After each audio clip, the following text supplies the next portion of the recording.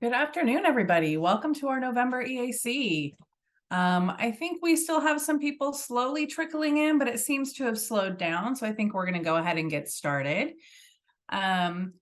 Hopefully those of you in the room have all been here before, but if you haven't, my name is Kimberly Petz, and I am one of the Assistant Directors in Employer Services, and I'm joined with Diane Stanton, our Director of External Affairs. And this is how this works. We are in a Zoom webinar. So hopefully you have done this before, but what that means is that you do not have the ability to turn on your video.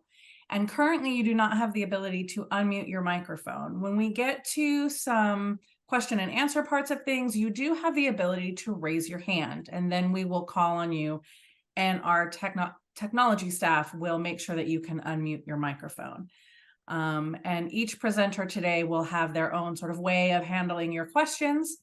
If you happen to be calling in to us today and not logged in through the Zoom video, there is an email you can use to ask questions, and that is advisorycommittee@calstrs.com. Or for some reason, if you're not comfortable asking your question here in front of the group, you can also use that email address, and we have folks monitoring that box completely through the meeting, and so they will bring those questions out as they show up.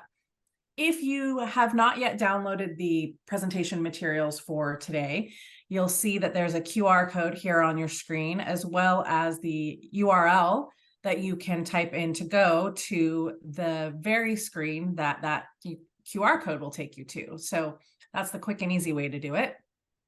And all of the materials will be there. Diane, anything housekeeping wise we need to worry about? I don't think so. I think you've covered it all. All right, so next slide. One more. There's our agenda for today. We are going to talk about the 6-month audit plan summary. We are going to have a conversation about overpayment invoices and the AB 1667 invoices that many of you have received. And that will be a perfect time for some Q&A. And just remember that we won't be answering questions that are specific to your very, particular invoice. But if you have general questions about the process and what you've received, that would be the time to ask them. Then we have a training from Employer Services on employer reporting requirements. And then we will have our legislative and regulatory update, and then an additional time set aside for open questions on anything covered in today's meeting. So with that, I think that Diane and I will be turning it over to Chris Wall for our 6-month audit plan summary.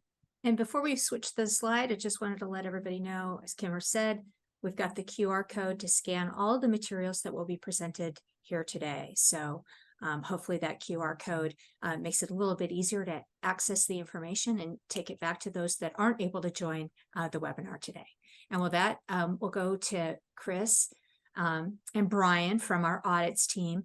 At our November board meeting, which was last week, the Audits and Risk Committee did meet, and this employer audit, the 6-month audit, was included in that board packet and the the committee discussion. So there is additional information related to employer audits from the November Audits and Risk Committee. But with that, let's advance the slides and hand it over to Chris.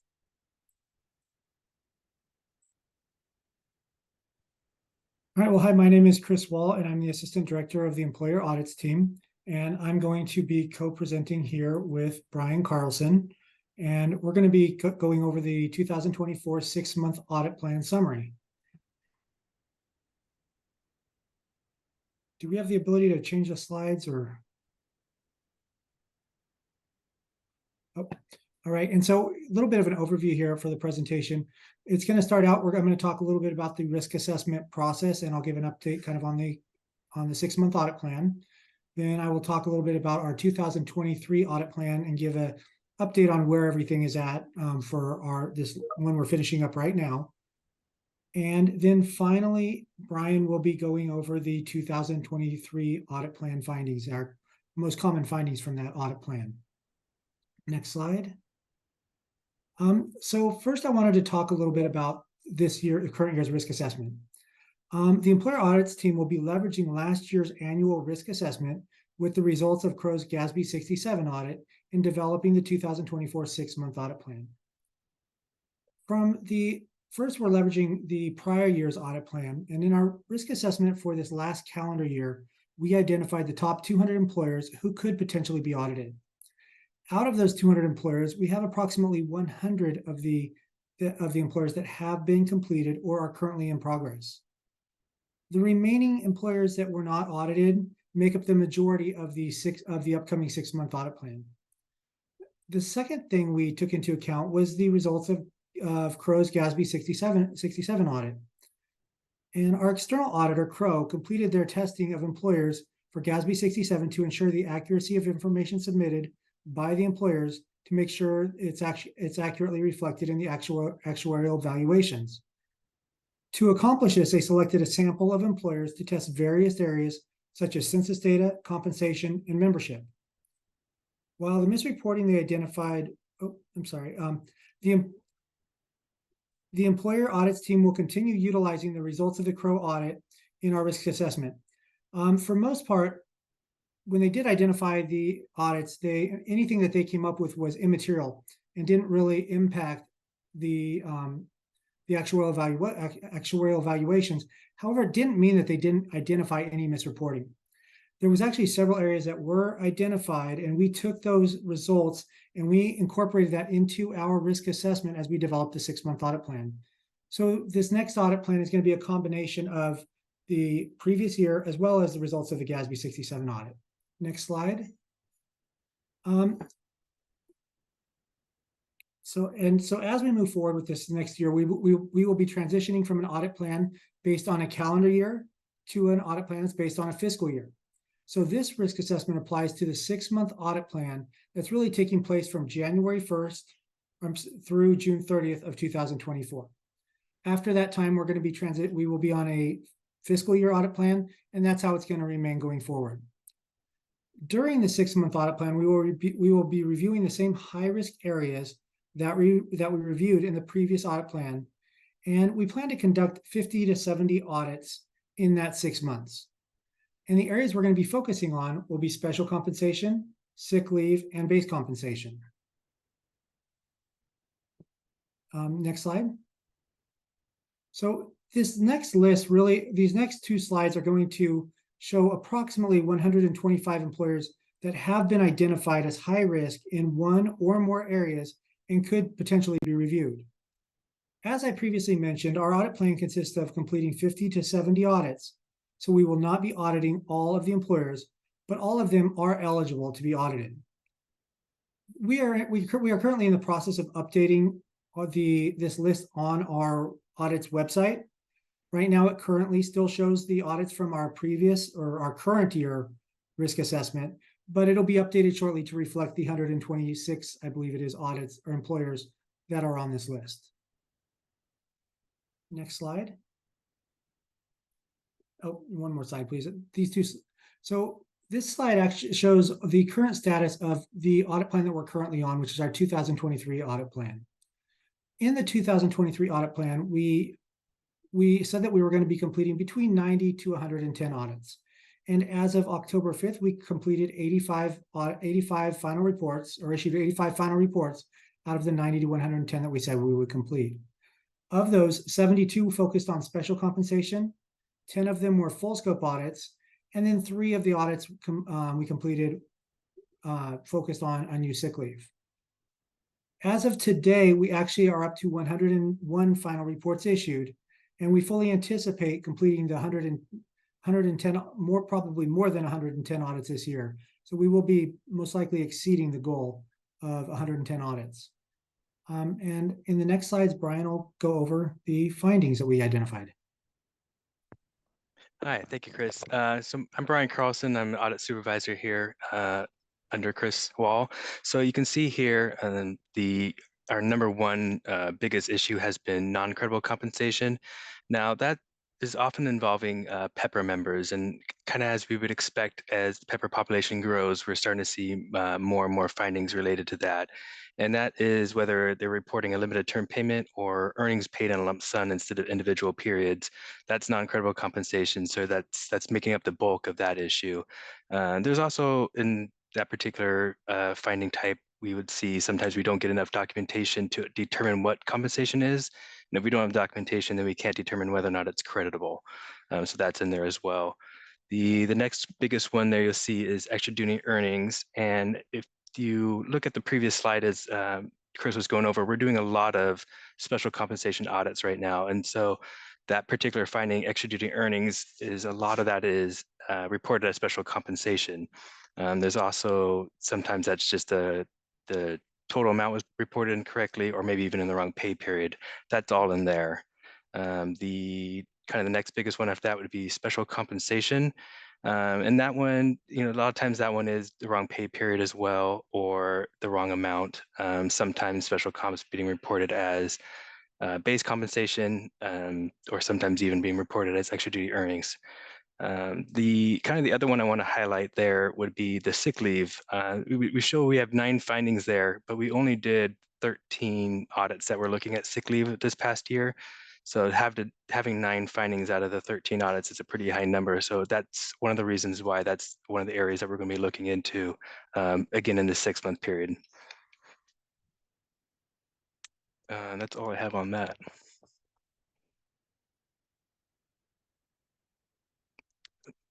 Oh, Chris, you're muted there, but I think probably asking here if you guys have any questions regarding.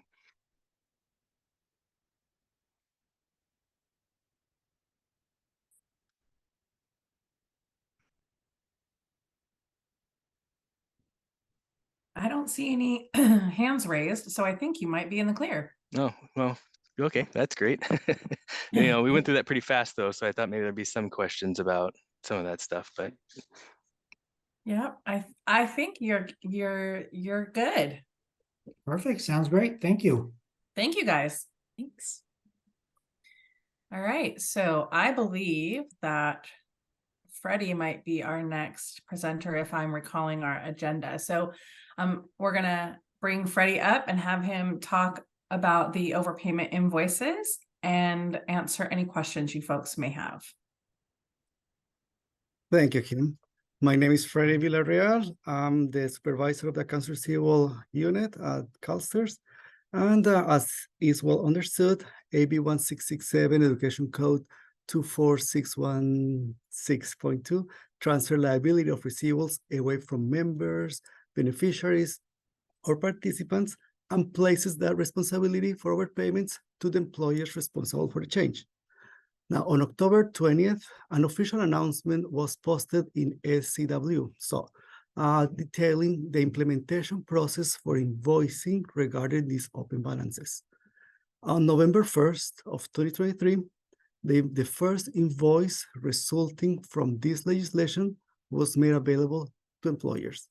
This initial notification contains information regarding employers. Contains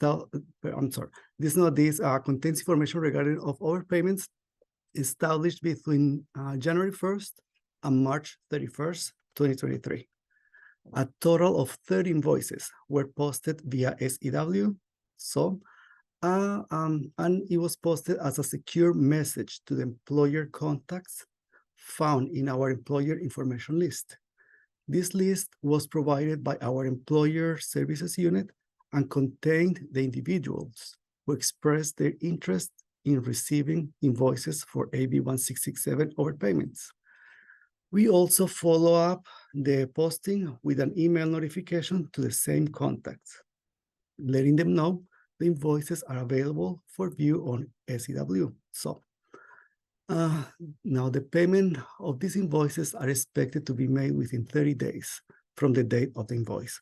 So this is in general what happened with the first invoicing. And I just want to tell you that I'm going to open the mic for anyone who is interested in asking questions about that invoice. So.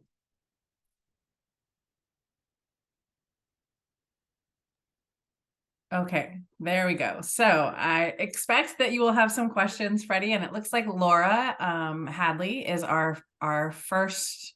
So if Laura, you could unmute and then go ahead and ask your question. Hello, good afternoon. Can you hear me? Yes, Laura, thank you. Okay, good. On the invoice we received, I went ahead and looked at the 3 people that were on it, and I'm assuming, my understanding is this was any adjustments made after they retired, correct? That made a difference to their pension? That's correct. That's correct. This is only for retiree. Okay. So what I'm seeing is on 2 of them, I don't see any adjustments after they retired. I don't see any adjustments in the last year that they retired. So I'm wondering where this is coming from, the charges. Okay, so there is on the invoice, there is an STM number that Mhm. might help you guide. We put it there just as a reference. But if you wanted more detailed information, I will defer you to our employer services. They will be able to give you more details about what exactly changed, when the change happened, or what was exactly adjustment that was made in the account. Okay, and this would be something that the district or the county office made changes to. It wouldn't be internally, correct? Correct. This is for Okay. this invoice. I'm sorry to interrupt you. This invoice is related to employer, all the changes that employer has made on the Okay, and accounts of the former employees from January 1st to March 31st. so, but these corrections that these people that I see on our list retired several years ago, and there have been no corrections since then. So Okay. are you going back farther than that? No, we cannot go farther than that. Only Yeah. only changes between only changes after January 1st, 2023. Okay, And there's no also if there's changes. an EBR change, if you guys made any changes to EBRs, those would also affect that. No, there's no changes that I can see on any of them. So Laura, definitely I'll suggest you to contact the employer services just to get more in Okay. depth or your Okay, and those one more particular. question, if you Sure. don't mind. The payment, we cannot do that through ACH. We have to send a check. At this point, only checks. We are working on creating that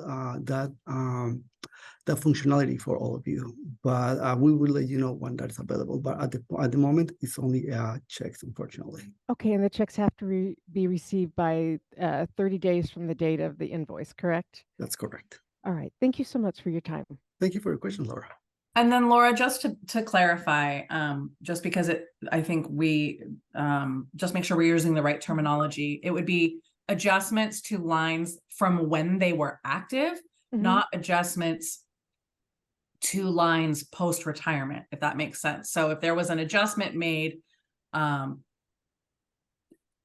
when that member was active So, and the overpayment generated in 2023. So let's say you had an audit Mhm. and you made those adjustments. You made that adjustment in 2023 to active lines, excuse me. And that generated a receivable in 2023. That's what you're getting invoiced for. right. So any adjustment after they retired, that happened between January and March, any adjustment done, even though they retired several years ago, that would affect their retirement, that's what we would be receiving an invoice for, correct? Yes, correct.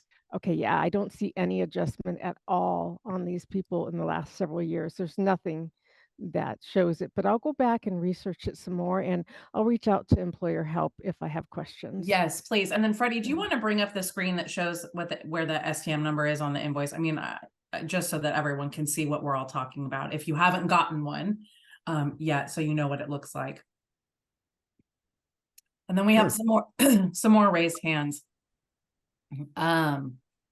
And so let's go, if we can get, Laura, if you can make sure you remute your mic for us. And then Teresa Cooper looks like is the next one on my list. If we want to have Teresa unmute. Good afternoon. Teresa Cooper from Stanislaus County Office of Ed. Hi, Teresa. Hi. Freddie, I'm sorry, but I'm a little confused on how we're notified of the invoices. Did all county offices get invoiced or only some? How do I know I did or did not receive an invoice? Only employers who have open receivables for that particular time period for the first quarter of 2023. Those are the only ones who should have received invoices. We invoiced 30 counties or 30 employers. If you wanna have more clarification about it, I can just double check your account. I can take your That'd be Yeah, good. Stanislaus information. didn't get, you guys didn't have any for this round, Okay. Teresa. Okay, good. So you're in the clear. Okay, and then to tag on to the first set of questions there, are some of these invoices the ones where we share the cost because it was determined to be a STRS or system issue, so we're all sharing the cost in that? And could that be why that person received an invoice? It might not be her exact adjustment, could be someone else's adjustment throughout the person's career that caused the invoice? Thank you for bringing that up, Teresa. For this time around, it was only employer changes. For CalSTRS or system issues, the ones that you're referring, those are going to be billed next year after July 1st, 2024. Okay. Yeah, Thank we're you for working clarifying that. on preparing that information. Okay. Okay, thank you, Teresa. So I have a couple more hands up. Let's go next to Jacqueline. If you could unmute your microphone, that would be great. Hello. Hi, I just wanted to confirm what EBR stands for. Oh, I'm sorry, Express Benefit Report. That's your sick leave reporting. Okay, perfect. And do you see if the Santa Cruz County Office of Education received an invoice? Which county? I didn't hear that. Freddie, did you catch it? Santa Cruz. Oh, Santa Clara.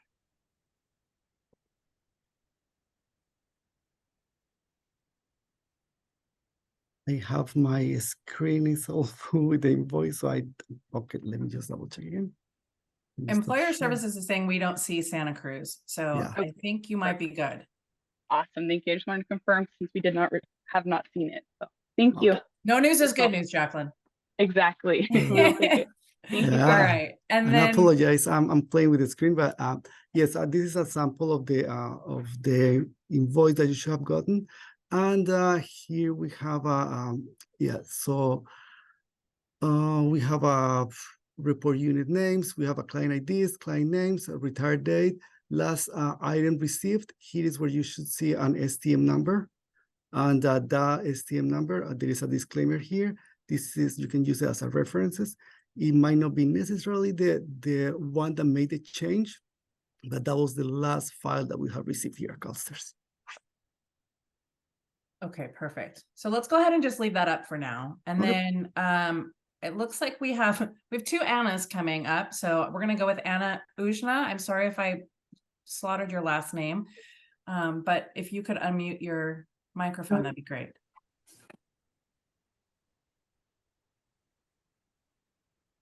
Anna, do you have a question for us? Are you able to hear me? Yes. Oh, perfect. Sorry, the name says Anna, but it's really Curtis. Okay, Curtis. Okay, Curtis. Hey, how you doing, Freddie? Hi, Curtis. Nice to hear you again. You too. We are looking at one of our invoices, and we had looked up the STM number, and when we did, we confirmed that it was looking at the calculated service period, and it's not looking at the actual service period that was reported. So even though, for example, the employee retired on December 31st, the reporting was through 12/30. However, the system still calculated as a late adjustment. Okay, understand. That kind of a question I defer to employer services. They will have more details. That sounds like there's just maybe a fix that we need to do in making sure that we're reporting in line with the dates. And so I would have you reach out to employer services and have them take a look at it, and we can have our technical team take a look at it too and see if there's just an adjustment that needs to get made on that front. Okay, that's perfect. Is there somebody specific I should send it to? Because when we send it to Employer Health, they directed us to this meeting.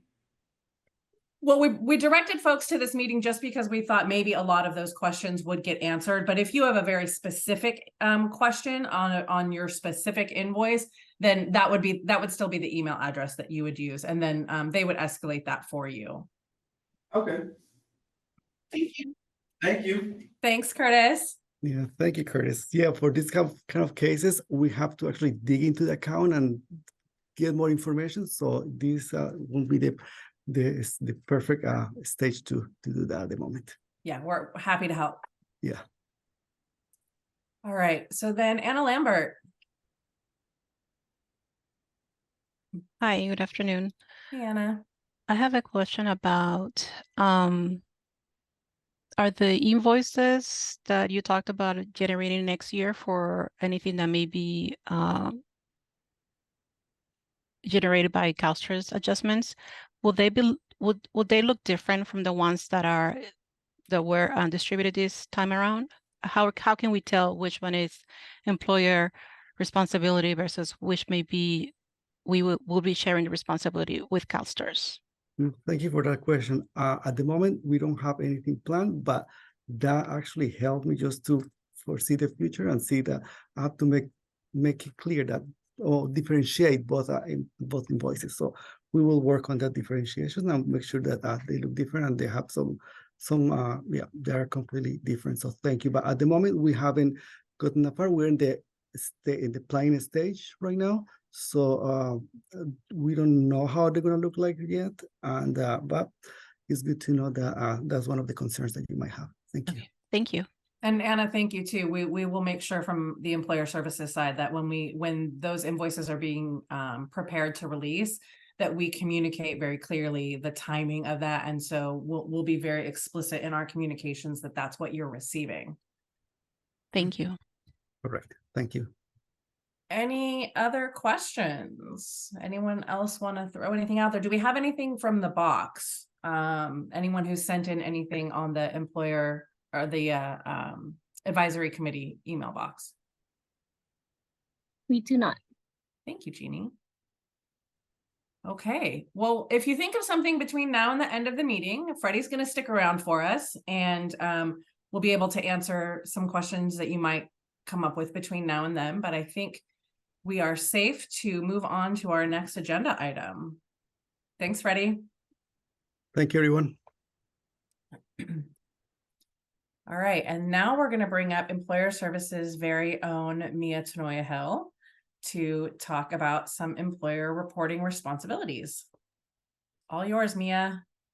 Thank you so much. Good afternoon, everyone. As Kim mentioned, today I am excited to announce a new employer training module related to employer reporting requirements and responsibilities. So in this presentation, I'm going to take a moment to share just some general information about this new training. And then we're going to take a look at where it lives on the Employer Learning Center. So allow me one moment to get that all pulled up for us today.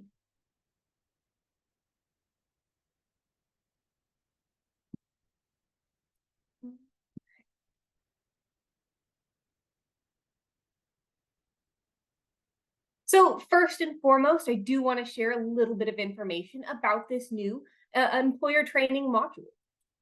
So this is a 5-part computer-based training series, and it includes some different topics that may be important, and we'll share about the target audience as well. So it includes the CalSTRS programs and the reporting structure, reporting tools and resources, reporting responsibilities related to employment maintenance. So those are things we might be thinking of: membership, maybe working after retirement, those employment items there. Reporting responsibilities related to creditable compensation for the defined benefit program. Now, I want to be clear when we mention these are related to the reporting tasks. So the file specification, when the file's due. Our creditable compensation course will still cover what is and what is not creditable compensation. So this course is not diving deeply into those topics. That course will still be maintained under our TRL section. And then reporting responsibilities related to unpaid leave, service credit, and final compensation. Now, we broke this series into 5 parts because we understand that not everyone performs the exact same tasks at each employer. Sometimes tasks are separated between departments. Sometimes they're separated between different people on the same teams who perform those roles. So while one module may pertain to the work you do, another module may not. So it is important to kind of take a look through those items being offered in that course if you want to see things that are specific maybe to your role and responsibilities. So our target audience with this course are our new employer reporting partners, so someone who is newly reporting to CalSTRS, maybe someone who has joined someone who has been reporting to CalSTRS for quite some time, but they're new to their role themselves. And then this can be a great refresher for current staff or as folks change roles. So we've heard from our employer reporting partners that sometimes there can be a bit of a learning curve as you might move, let's say, from HR to payroll, or from the CalPERS side of reporting to the CalSTRS side of reporting. So what this course does is give you a really great overview of all of those responsibilities, and then the other courses or other documents where you can find more information related to that. So I'm going to switch gears here and let's take a look at where this lives in our Employer Learning Center. So our Employer Learning Center is available at training.calstrs.com. I always like to say that if you do not have an account, you are more than welcome to create an account. They are free. They are available for anyone who is interested in our employer training materials. I'm going to go ahead and share.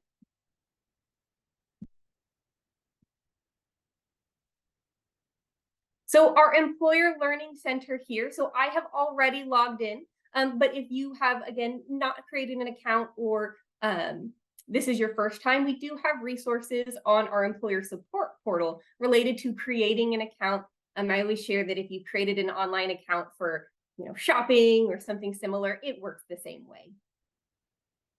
So in our course categories, yours might look a little bit different than mine because I have certain permissions that allow me to see a little bit more.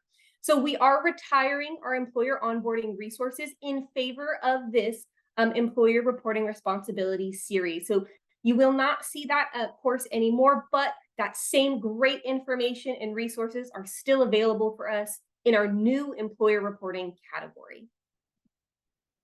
So in our employer reporting category, again, we're broken out here into 5 parts.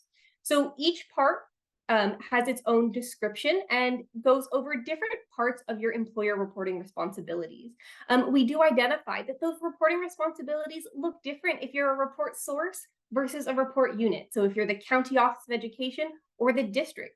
And then we understand that with the Secure Employer website, that folks have different permissions. Some folks are able to access the Secure Employer website as a district, and other counties might not have their districts access that information or that account. So if you are unclear about your Secure Employer website access, we do recommend first contacting your county administrator for more information regarding your specific reporting relationships related to this. So there are some materials that are located on our Secure Employer website. So if you're not able to access it for those reasons, it may be because it doesn't pertain to your specific reporting relationship between your county and your district. Let's go ahead and take a look at our first part here. So each part is broken out very similarly. Now, what step I get to skip because of the permissions I have is if this was the first time I was accessing this course, there's going to be a black Enroll Me button that you do need to click to see the course materials. Now, this course is effective today, so you can log into the Employer Learning Center after EAC and take a look at all these materials should you be interested. So each course will have our computer-based training, the script that aligns with that computer-based training. And then each course is going to have some related materials. So some courses may reference a related teacher's retirement law course. Others may have job aids and forms that are referenced. So each course might look a little bit different based on the content and the accompanying documents. In this course, we do have some member videos, publications, and forms that are related. We do know that while these are geared towards our members, there's still really helpful content when you're learning about CalSTRS for the first time, or you're new to a role and learning about some of the relationships between your members and CalSTRS. So we also have a course wrap up with each of these. So as you go through that content, there is a knowledge check where you're able to check your knowledge after completing the course. This gives us great feedback on the effectiveness of our training material. So if you do have that time, we do highly recommend after taking that course, also completing the knowledge check. And then each of our 5-part series has its own CBT feedback. So with that feedback portion, if there's any information that you want to provide to us related to your training experience in taking this course, we are more than happy to receive that and get that feedback. It helps us better improve our training materials to suit the needs of our employer reporting partners. So when you are looking at each course, you're going to see a very similar breakdown here. Now, I'll show another course just for an example here. Take another part. So again, we're going to have our CBT. We're going to have related TRL courses. New systems courses may be related. So we do share a little bit about how the functionality works today and how it's going to work in our new system. Again, job aids, file specifications. So again, things that may be under our secure employer website. If you do not have access, we highly recommend contacting your county administrator for clarification if you believe you should have access to those things. And again, our course wrap-ups. So that is all of the content that I have for you today. Sharing, again, very excited about this course and this series. It's been a long time in the making, and we, again, highly recommend folks, especially as they're new or wanting to learn a little bit more about the employer reporting responsibilities. We do plan on continuing to build and to add to these courses. So please check in frequently with our Employer Learning Center. You can subscribe to updates on our homepage if that's something that you would be interested in doing. You can subscribe to our site announcements and get updates. We do share updates through other means, our secure employer website announcements, potentially employer information circulars, things like that, that will share a little bit more information about when these are up and coming. But today I get to share with you at EAC. Are there any questions?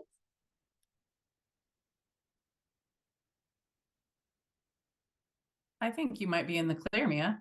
All right. Thank you so much for having me. Thank you so much. Always a great presentation. Okay. It's a quiet group today, Kim. I know, I'm surprised. Okay. Lots to talk about today. Okay, so next I think is Joycelyn. Am I correct? There she is. All right, bring the presentation back up for Joycelyn, and there you go. Wonderful. Thank you. I'm Joycelyn Martinez-Wade, Director of Governmental Relations. So today I'm going to start with the legislative update. And after we move through that, we'll go to the regulatory update. So if I can have the next slide, please. I'm going to start with an update on bills from this last legislative session, let you know where they ended up, and go into a little bit more detail on SB 765 specifically. But SB 252 on fossil fuel divestment, the board opposed, and it is currently in the Assembly Policy Committee. We're hearing about a potential informational hearing next year in early 2024, and then we'll see if the bill moves as a 2-year bill. SB 261 on climate-related financial risk reporting for companies, with a support position. There's no implementation for CalSTRS on that. It will help us with our investment risk observances. SB 327, our sponsored bill, was signed, and that will allow us to have backdating for service retirement only go back 270 days or 9 months. Again, more of an effect on the member side, but the implementation date is flexible.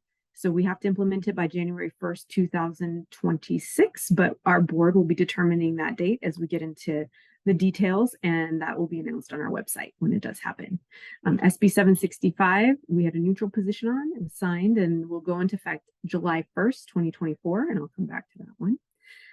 SB 885, our housekeeping bill, sponsored housekeeping bill, had a couple provisions that do not affect you, internal logistics just for us, so no need to worry about that one. And SB 432 provided some cleanup to AB 1667 to ensure it was clear on how to implement portions of that and that it didn't hurt our tax qualified status. It's all in line with how we were implementing AB 1667 already, so no need to worry about changes specifically from SB 432. But I'll go back to SB 765. This one has, I would say, out of a lot of what we're talking about today, the most impact to employers, at least in my presentation, post-retirement earnings limitations. So this bill did three things that I'm going to put them into those three groups. So first of all, I'll mention that the first two pieces I'm going to talk about are in effect from July 1st, 2024 through June 30th, 2026. So it's 2 school years. But not this school year. So nothing is happening now with any of the pieces of our post-retirement earnings limitations. Everything is still the same as it always has been. But on July 1st, first of all, the calculation for our annual earnings limit for post-retirement earnings will change. So right now we take 50% of the median final compensation from about 2 years ago. And that's how we come up with the limit, which for the school year we're in right now, 23-24 is a little over $50,000. So starting July 1st, 2024, we'll be taking 70% of that median final compensation from 2 years ago. So the earnings limits, as you probably know, come out generally in the spring. We'll have a directive that we usually have on the earnings limits is going to be one place to look. As we embark on our implementation efforts, we'll determine other ways to communicate what that earnings limit will be. And then, of course, we'll recalculate for 25-26 using that new formula. The second piece of SB 765 deals with the separation from service requirement and the existing exemption. So the requirement is not going away. The exemption is not going away. The process for obtaining the exemption is changing a little bit. So instead of having to go to the school board for approval, the district or the employer will have to provide the documentation that's provided to CalSTRS. We'll have to provide that documentation to the union at that district or school site. And so that's something different. So I'm going to the school board. There's no constraints on the timing of those meetings, but now the documentation will have to be provided to the union. And that documentation will additionally have to have the employer certifying that they did not have layoffs within the previous 18 months. So those are the changes to the exemption process in general. And let me just double check if I'm leaving anything out there. Don't want to get that confused at all. Let's see. So no more governing body approval. We are providing it to the union, and you have to say, you cannot have had, and you have to tell us that you haven't had layoffs in the last 18 months. But I want to be clear that the separation from service requirement is still in place and the exemption is still available, but just operates a little bit differently for those 2 years between July 1st, 2024 and June 30th, 2026. The last part of the bill, which is least impactful to you, but there are reporting requirements for CalSTRS. So there's 5 data points that after those 2 school years are done, that we'll be providing to the legislative policy committees that oversee our issues. So that's the summary of SB 765. Again, we'll get implementation up and running here and you'll see more communications about it. But I want to pause to see if you have any questions about that bill or the other bills on this page. I see there's one, Julie. Oh, we have to unmute you, so I'll wait. Hi, yeah, my name is Julie Nunez. I'm with Fresno Unified School District. So the question regarding the retirees separating from the district, they have to wait, I believe it's 6 months. The 180 calendar days, which is usually equivalent to about 6 months, yes. Okay, so they still have to wait for that, but if we want to do the exception, then we have to go through everything that you had stated here and complete. Is there like documentation we need to complete, or we just like send an email? What's that process look like? Yes, there is a form that is available to submit. So that has to be done. And then that has all of the requirements that you have to certify. So it's not just the ones that I mentioned, because there are some existing law where the member can't come back to basically backfill their own position. It has to be for a critical need that's required. Okay. Those types of pieces that can't have received a financial inducement to retire. So Okay. all of those requirements still have to be met. So those are part of the current process that aren't changing. Got And it. then let me get the form number for you. Okay. And then this form is available now. It's SR Mhm. 1897. So SR 1897. Okay. So that form has to be filled out. If you're doing that this year, Mhm. you also have to have the school board resolution and all of those pieces. Okay. Then you can submit that, and we recommend submitting it to post-retirement at CalSTRS.com. It's probably the fastest way to do it. Post-retirement at CalSTRS.com. Correct. Okay. And so that's what has to be submitted. Now, starting July 1st, 2024, that form will be changed for the new requirements that I mentioned, where the documentation has been provided to the union that layoffs haven't happened in the last 18 months. It will take out the pieces connected to the school board resolution, since that won't have to be done anymore. But then the process would be the same for submitting that form with the employer certification that those have taken place. The other thing I should mention, the other requirement is that the retiree that's coming back to work has to be over normal retirement age. And that's because of federal law, where there has to be a bona fide break-in service, which is where this came from originally. And then PEPRA extended it to all members, but the member coming back in retirement has to be over age 60 if they're 2 at 60, or age 62 if they're a 2 at 62 member or PEPRA member. Okay. Okay, but so this doesn't take effect though until July 1 of 2024. Correct. So currently the SR 1187 is available with the provisions that have to be used today in the school year for 23-24. Right. So there is a process you can go through now, but the changes I mentioned won't go into effect until July 1st. Perfect. Okay. Thank you. Of course. Thank you. One more question from Christine, and you'll get unmuted here. Yes, we were wondering if we could get some clarification on the SB 765. You'd mentioned layoffs. Is that specific to the position, or is it any layoff in general? Yes, I will get that language for you here. So so basically the lead-in is that cannot use this exemption, and the let's see. So the sub exemption shall not apply if the superintendent, county superintendent, etc., submits a request to the system under penalty perjury of the following. So the employer has to certify that the employer did not have a reduction in force layoff pursuant to section, and it does list sections of the education code. So 45117, 44955, or 44955.5, or pursuant to any other similar state law authorizing the termination of its employees within the prior 18 months. So you can find that provision in Education Code section 24214.5, the second occurrence. And so that's in the list there of things that the employer has to certify. So the nature of employment, that the appointment is necessary to fill a critically needed position, that the employee didn't have a financial inducement to retire, and that the termination of employment is not created the need to hire the person. So it also has that layoff language in there. So it is in general, not specifically for that position. Like, she could have just started with that.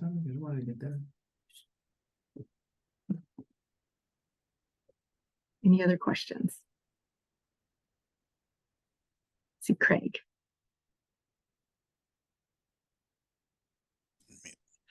Just anything new on WEP? Last time, I think it was one time they had some updates. Anything new?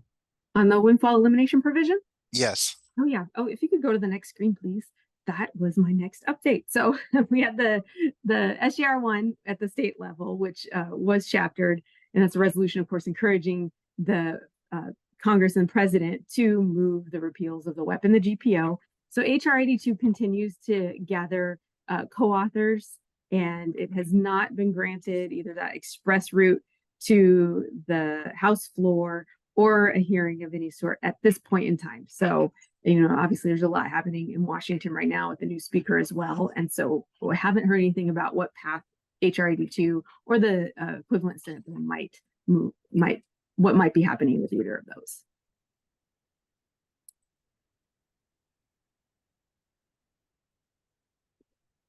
Any other questions? Okay, Julie. Sorry, I just had a follow-up question. So currently the process is to do the exemption, it has to go to the board for approval for our board. And then with the new process, that's gone away. It's going to be now going to the union. So that would be like if a teacher was to retire, we would have to take that to their union, right? If a teacher is retired and they want to return to work right during that early period, yes, yeah, that documentation would have to be submitted to the union. To their union. Okay. Okay, thank you. You're welcome. Okay. Let's see. Craig, did you have another question? I'm fine, thank you. Great, thank you. Anna.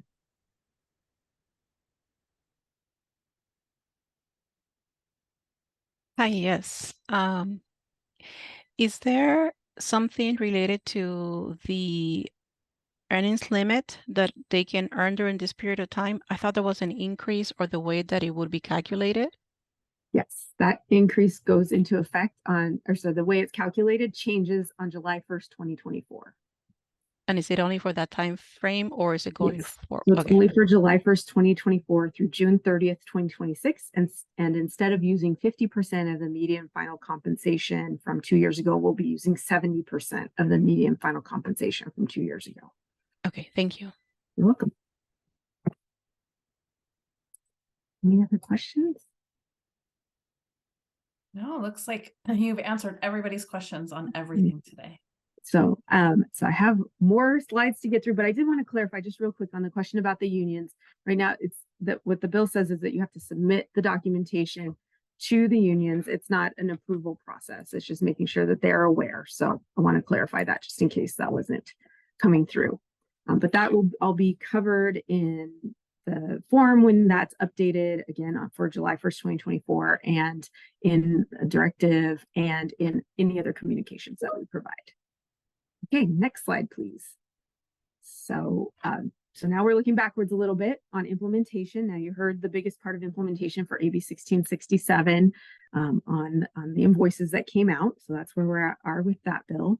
And on SB 868 on increases to supplemental benefit maintenance account for people who retired prior to 1999, we did get the first benefit payments out for the September paycheck. So it went out September 29th, and almost 46,000 people got to see those increases in their checks. So we're really happy that we were able to get that out with the first quarter of the fiscal year. And then next slide, we'll move to the future with legislative proposals for 2024. Now on the housekeeping side, we covered these in July. And so we just have a couple of provisions of making sure our timelines for the federally required minimum distributions for beneficiaries are evergreen instead of specific because they do change at the federal level. So we'll just be referencing federal law generally. And then the billing process, again, for service credit purchases and redeposits, so more on the member side, but making sure that the timelines are aligned and that we have specific dates for interest being charged and making sure that the costs are covered for those types of purchases. So I want to spend some more time on the first bullet there on the credible compensation simplification proposal. That's a substantive legislative proposal. We did take it to our board last week at the board meeting. So if you're interested in the analysis, that's posted with our board materials. And really, we've talked about a lot of different pieces here. And I think of things obviously through the legislative lens. So AB 1667 touched on a lot of pieces of what happens when there are reporting errors, when benefits are changed, when overpayments create. And we got to hear today about audits, which sometimes find those mistakes. We got to hear about the overpayments piece. We got to hear about the training piece and about how our employer reporting partners learn about our statutes and how to report. And one thing you haven't heard yet is on the front end, our credible compensation and credible service laws are super complex. I think this audience knows that better than anybody. We've been working with the sponsors of AB 1667, so that includes the county superintendents, CTA, CalRTA, and then we've checked in with other groups, AXA, CFT, FAC, so other groups that we generally work with to try to come up with a way to simplify what happens on the front end. And so make things as clear as possible for you, our employees, and for members and their representatives who are trying to understand what's going on with our statutes. And so we've been working for some time to try to create this proposal. And the first piece I'm going to go over with you is that we're looking at changing the definition of credible service, which, as you know, has a long list of duties in it, and moving away from that list of duties to just pointing to a position subject to membership, largely around the idea of having certificated positions come to CalSTRS. As you know, classified positions go to CalPERS. Now, for that position that is subject to membership, we are looking at creating base pay around that position and looking at having supplemental pay. Now, in total, there'll be 3 pay types, and we're hoping to eliminate a lot of the analysis again on what duties are being performed. Should this person really, can the whole position be coming to CalSTRS? Getting away from that, and also getting away from some of the questions about compensation. So annualized pay rate, we're looking for that being created in a written contractual agreement or a pay schedule for this main assignment that someone has, the position subject to membership. So we would have that annualized pay rate for that main position, and it wouldn't have to be determined for other additional assignments or outgrowth activities that may be harder to determine those for. With these pay types that I'm going to go over, it will be also, for the most part, we'll be able to align those pay types for CalSTRS 2 at 60 members and 2 at 62 members. So it'll be really different from right now when you have to decide if something is paid every pay period. How about if it's just paid on an ongoing basis? That's what we want to see come in the door. And so for that main position subject to membership, we're looking at base pay, which would be made up of salary and then special pay or remuneration in addition to salary. And those are ongoing payments. They are things like longevity, bonuses, perhaps if that somebody reaches 25 years of service and they get an ongoing payment for that. If a master stipend is provided outside of the salary schedule, we're looking at providing more specifics around that in regulations as we move along.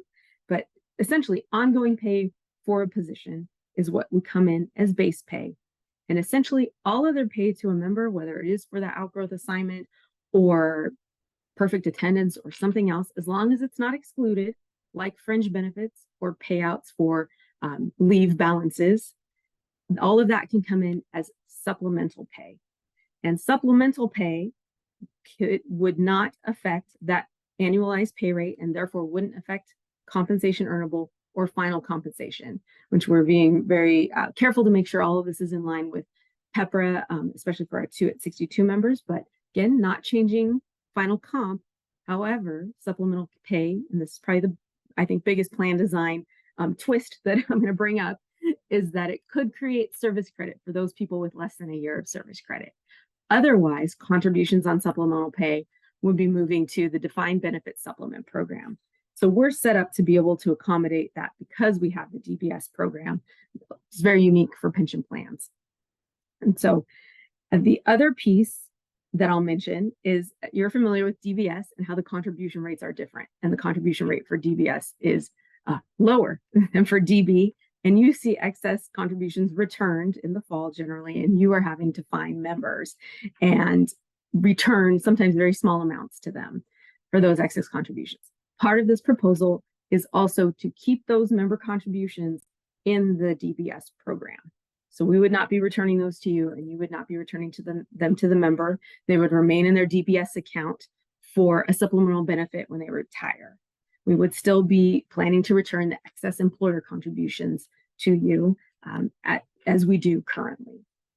And so that is quite a large proposal. Again, I encourage you to go to the board item with the analysis to get into a little more detail. Again, we've been working with our partners on what this will look like, and we're trying to nail down specific language, and we'll be looking for an author in 2024 to move this forward. I'll also mention, because as you can tell, it sounds like large changes, similar to our sponsor bill from this year, we're going to be looking for a flexible implementation date, because what we want to do is have this go into effect after Pension Solution is live. So we won't have to reprogram start, and that we would be programming in the new system. So it's something that may seem like at this point in time, maybe in July 1st, 2027, we're also looking at doing it on the school year, but that far out, because we're looking at, again, having Benefit Connect in place and moving through at least a period of maintenance and operations to make sure things are as stabilized as possible before we make these changes. But I wanted to bring that up as well. Happy to take questions on this now. I will be addressing it with you as we go forward at future EAC meetings, obviously, if we find an author and get this moving forward.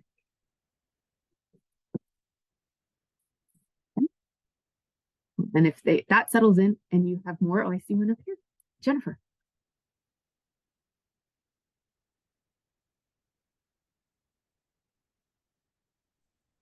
Okay. So my question is, if they do keep the excess contributions for the employee, what's going to happen with the employer side? Is that going to be returned back to the districts? Yes, that will go through the same process it does now. So the excess employer contributions to DBS, that is not changing under this proposal. Oh, okay, thank you. You're welcome. And Talina.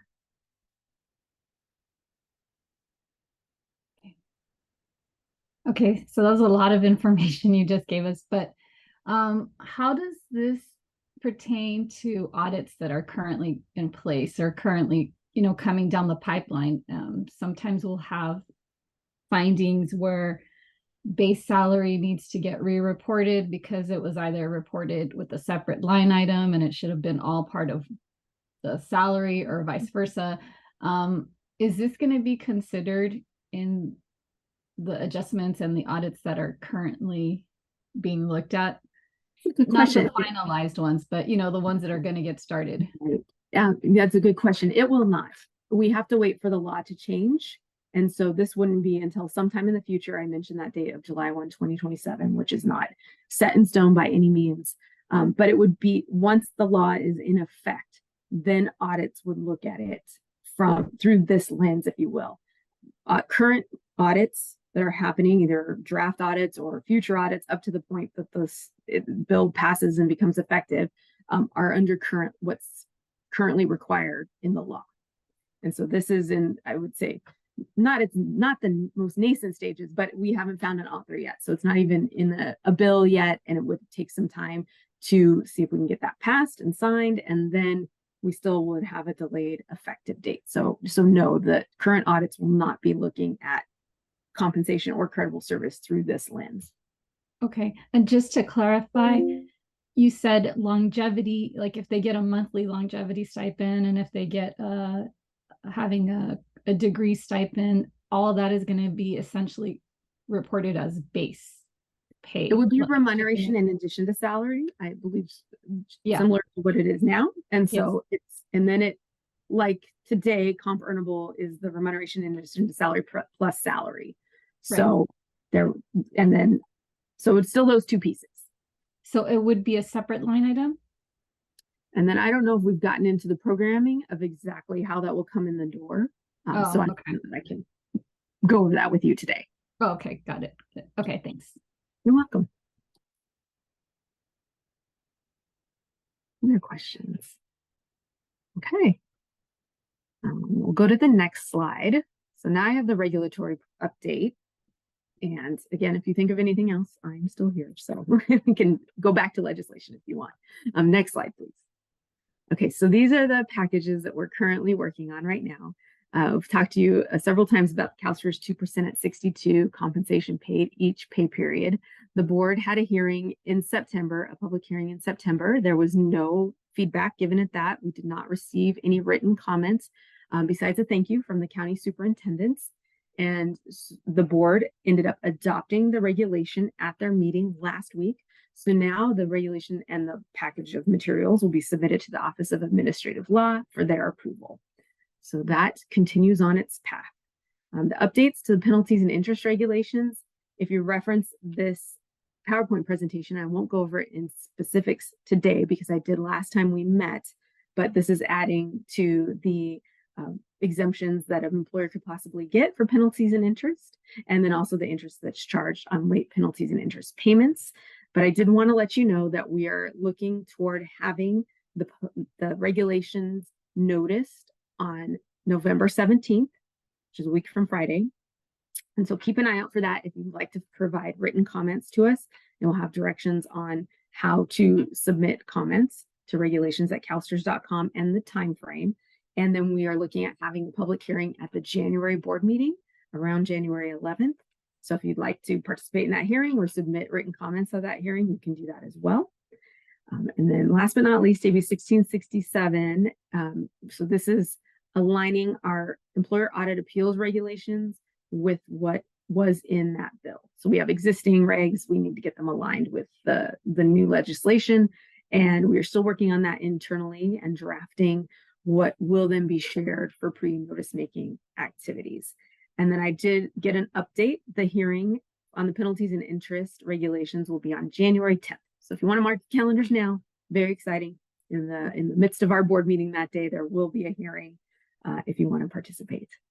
And we'll go on to the next slide. This is where the P&I regs are described. And the next slide is one more on the P&I regs. Next slide.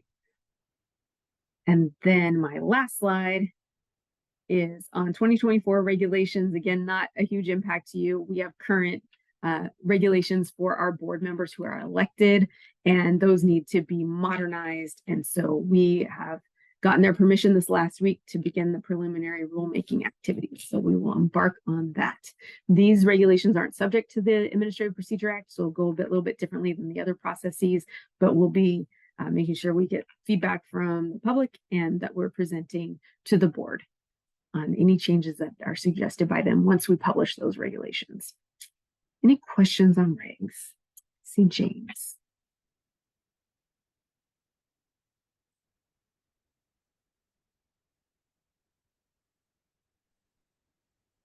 Yeah, I was curious on the AB 765. You were saying it's the 2-year span. What is the plan right now after the 2 years? So on July 1st, 2026, is it going to revert back to what it is now, or is it going to change again? It will revert back. At this point in time, it will revert back to what we're doing right now. So we'll go back to the way it was. It is possible. It's a very popular topic. So it is possible that there could be changes before we get to that point in time. We'll keep you advised of those. But right now, we'll go back to the Good question. All right. Thank you. Yeah. Any other questions? Joycelyn, we did get a question into the advisory committee mailbox, again on the Senate Bill 765, looking for clarification on the county certification related to layoffs, wondering if any retiree can come back if the employer had layoffs in that position itself or layoffs at all to any job title or job classification. The language, the language is really broad. It's not specific to that position. It's any reduction in force layoffs at that employer in the previous 18 months. Thanks. Anything else? Great. Thank you very much. Thanks, Joycelyn. And I believe that brings us to our open forum part of the meeting. So if you have questions on any of the things that we've talked about today, now would be the time, especially if you maybe thought of something since an earlier part of the presentation and now you want to ask, this would be a great time to do it. So Jennifer.